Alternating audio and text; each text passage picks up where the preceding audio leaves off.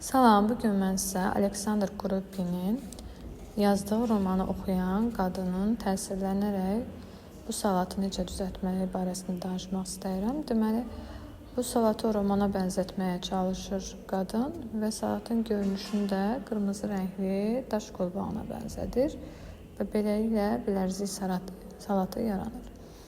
İçərisinə nələr daxildir? 2 ədəd qaynadılmış kartof, 2 ədəd kök, 2 ədəd yumurta.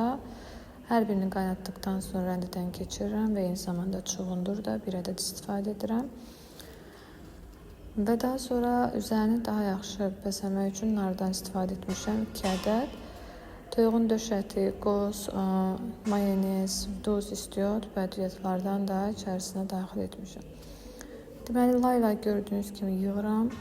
İlk öncə kartofu, daha sonra kök, sonra yumurta, mayonez, qoz və toyuğun döş əti, sonda isə üstünü nar ilə bəzəyirəm.